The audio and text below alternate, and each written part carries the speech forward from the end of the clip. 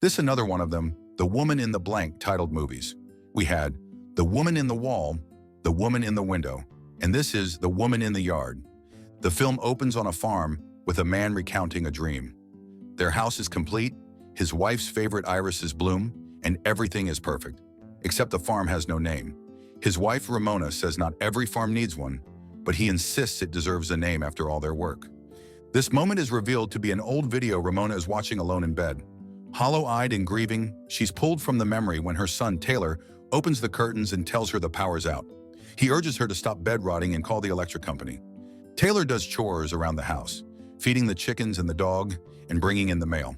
With no more dog food, he improvises with leftovers. The stove won't light and the matchbox is empty. He heads to the attic and finds a lighter in his dad's old box, along with a mug. As Taylor cooks, Ramona struggles to the kitchen and panics when she sees her daughter Annie using a knife. She takes over and scolds Taylor, who's irritated but continues setting the table. When Ramona sees him pour juice into their father's mug, she quietly grieves her husband's absence. Taylor asks about the power, and she explains she couldn't call. He vents his frustration, and she says he just wants to play GTA 6. She finds it odd that they're eating Doritos for breakfast, but they laugh. Suddenly, the dog vomits.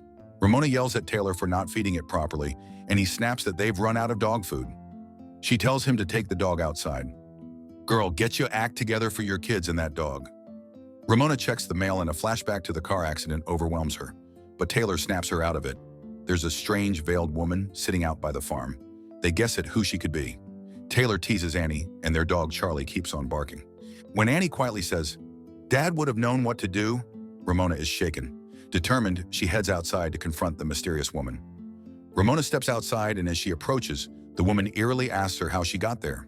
Ramona tries to ask a few questions, but the woman instead comments on the house, asking strange things. Ramona tells her to leave the property before her husband gets home. The woman replies, "He's not coming home," and points to Ramona's injured leg and the wrecked truck. Then, in a chilling tone, she says the children look ripe enough to eat. That's when I would have smacked the hoe. Shaken, Ramona threatens to call the police. In response, the woman opens her hands to reveal bloodied palms. Ramona's eyes widen in fear.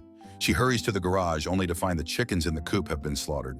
She climbs into the Jeep and desperately tries to start it, hoping to run over the crazy bitch. But the engine won't turn on. Taylor is about to go outside when Ramona bursts back in. He asks about the woman, but she evades, trying to keep him and Annie calm. She claims the woman may be a white Karen who need a mind-they business. To distract them, Ramona offers ice cream. As Annie eats, Taylor keeps glancing toward the woman and questions his mom. He insists they get their dad's gun and threatens to do it himself if Ramona won't. She orders him to his room, but he keeps pushing. Finally overwhelmed, Ramona grabs David's mug and smashes it on the floor. Taylor falls silent, too stunned to speak at the goddess of toxicity. Later, Taylor watches from another room, standing guard at the window. Ramona sweeps the broken mug. They talk quietly until Annie announces the woman has moved closer. Peering outside, they see her now sitting just a few meters away, beneath the shade of a tree. Ramona, anxious and in pain, fusses with her knee and hallucinates the wound worsening. Annie pulls her back to reality, asking for help with her writing. Ramona calmly shows her how to write the letter R before heading outside to check on Charlie. She calls for him, but there's no response. At the doghouse, she tugs at his chain. It's buried, cut at the end, with Charlie missing. Later, Taylor wakes from a nap. He notices dirt on Ramona's shoes and senses something is off. What he doesn't see is the knife she's now hiding by her side. Taylor bounces a ball against the wall, irritating Ramona. He suggests driving to the neighbor's house to call the nursing home. She refuses, saying he's not old enough. He offers to walk instead, but she shuts him down again. Frustrated, Taylor lashes out, calling her the B word, and continues bouncing the ball. Ramona, on edge, suddenly lunges and catches the ball midair. Taylor is shocked. Ramona says nothing, just stares at the woman and shuts the window. She then turns into her strict black mama to scold Annie for writing the letter R backwards again. After raising her voice, Ramona apologizes and hugs Annie. As they embrace, Ramona catches their reflection in the mirror and suddenly has another disturbing episode. She sees herself stabbing Annie in the back with the knife. She snaps out of it to find she's stabbed a pillow instead. Taylor witnesses this, his eyes widening in horror. Annie then shouts from the kitchen. She's stepped on a shard of the broken mug. Ramona quickly takes her upstairs to treat the wound, asking Taylor to keep watch for the woman. While Ramona tends to Annie, Taylor grabs a fireplace poker and heads outside. He checks Charlie's doghouse, still empty. At the chicken coop, he finds blood and feathers. He looks up. The woman has moved even closer to the house. Panicked, Taylor runs to the garage and tries to start the Jeep, but it won't budge. As he struggles with the ignition, the woman vanishes from her spot. Her silhouette glides past the window. Taylor bolts out of the Jeep, gripping the poker tightly, hoping to poker face. Inside the garage, he sees the wrecked truck through the window. A loud thud makes him jump. A wooden plank has fallen from a shelf. He turns and sees the woman's reflection dart toward him in the mirror. He whirls around. No one's there. As he approaches the doorway, he senses a presence on the other side and sees a shadow creeping. He swings the poker through the glass, just as Ramona steps into view. Luckily, she dodges it. Furious, she yells at him to go back inside. Once in, Taylor confronts her, accusing her of hiding the truth about the woman, the broken car, and Charlie's disappearance. He turns Annie against her, claiming Ramona can't be trusted. Ramona snaps and throws a basket at him, then instantly apologizes. But Taylor has had enough. He runs to their dad's office and locks the door. Ramona tries the other way through her painting studio but slips and crashes to the floor. In pain, she cries out, but Taylor finds the shotgun and removes the doorknob, locking her inside. He instructs Annie not to go outside and not to let Ramona out.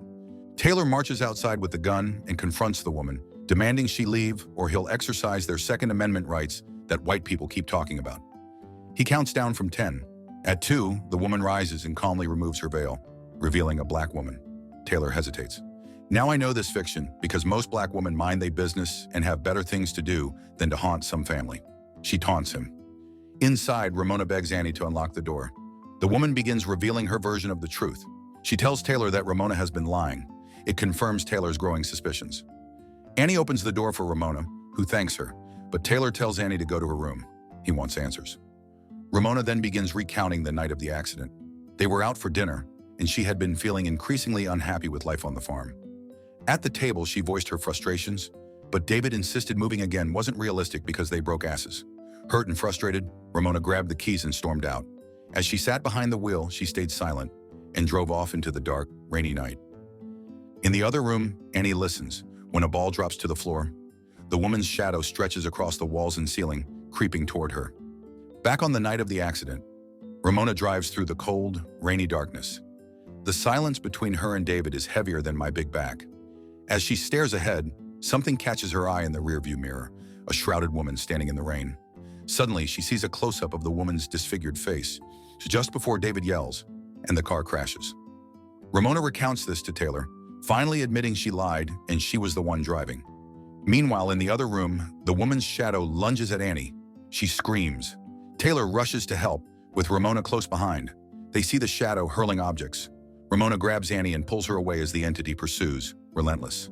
Taylor shuts the curtains to block out the shadow. Ramona shouts that they need to get somewhere completely dark. Taylor suggests the attic. They sprint upstairs. Annie climbs through the trapdoor first, followed by Taylor and then Ramona. The shadow creeps up the wall and into the attic window. It grabs Annie's leg. Ramona screams and Taylor slams a painting over the window. Ramona then jams the trapdoor shut with the shotgun. Now in complete darkness, Ramona whispers, "They're safe."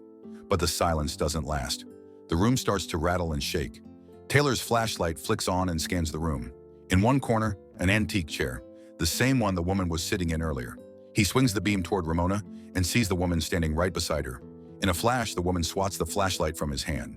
The flashlight spins across the attic, strobing light across the chaos, giving me an epileptic episode. Ramona tries to fight the woman. Taylor sets Annie aside to hide in a corner. He lunges to help Ramona but is knocked aside. Annie grabs the blinking flashlight and points it toward the woman, now fully visible, grotesque and taunting, calling her name. Why this woman sound like Michael Jackson, but looks like him before the vitiligo took over? Ramona is engulfed in shadow, paralyzed. Taylor is frozen in place. The woman walks toward Annie. The room darkens. Silence falls. Taylor snaps out of his daze and runs to Ramona, who's now standing, hugs him. Annie's voice calls from downstairs. They rush down, but Annie is nowhere to be found. The flashlight flickers, leading them to the vault. The door is open, and beyond it, a tunnel has appeared. Ramona tells Taylor to stay behind. He hands her David's old lighter. She lights it and descends into the tunnel, following the sound of Annie's voice. But as she goes deeper, the voice fades. At the tunnel's end, Ramona stares in disbelief, turns off the lighter, and steps through a mirror. She's now in their bedroom. David lies in bed, smiling gently, speaking about a dream, the finished house, blooming irises. Ramona lies beside him, crying.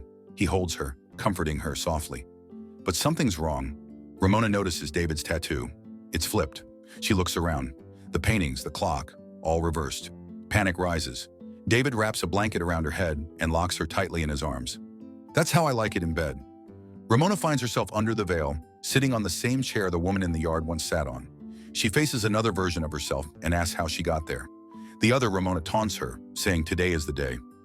Ramona removes the shroud and is transported back to the attic, where she sees herself, Taylor, and Annie from earlier. Taylor points the flashlight at her, triggering flashbacks of the accident and her dark self. Ramona approaches Annie, insisting she'd never hurt her, but her shadow is that of the woman. She touches Annie. There's a flash of her stabbing Annie with a knife. Annie collapses. Ramona panics, sees blood, and looks in the mirror. She's holding Annie. Suddenly, she's in the bedroom. Annie wakes up. Taylor enters, and Ramona tells him to take Annie and leave the gun. Ramona confronts the woman, who explains she was only summoned by Ramona's own desire to end her life. Ramona accepts defeat and asks if the kids will be okay if she does. The woman shows her images of their future, reassuring her. Ramona says she wants to say goodbye first. Downstairs, Ramona tells Taylor and Annie to go to the neighbor's farm. Taylor protests, but Ramona insists.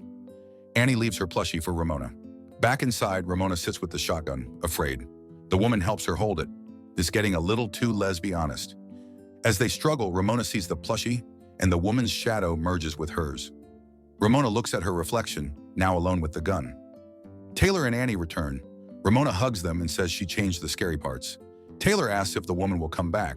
Ramona says not today, but they'll be ready. They enter the house. The sign reads, Iris Haven. Lights turn on. Charlie is back. Through the window, Ramona's painting shows her signature flipped. David's voice mentions his dream again. Ramona then asks what it was about. Well, that was certainly a movie. Really sad and depressing, but major grief and guilt of a spouse dying can be all-consuming. What did you guys think of this one? Subscribe to watch more videos like this. Turn on notifications. And leave a like, it really helps the channel out. Thank you for watching.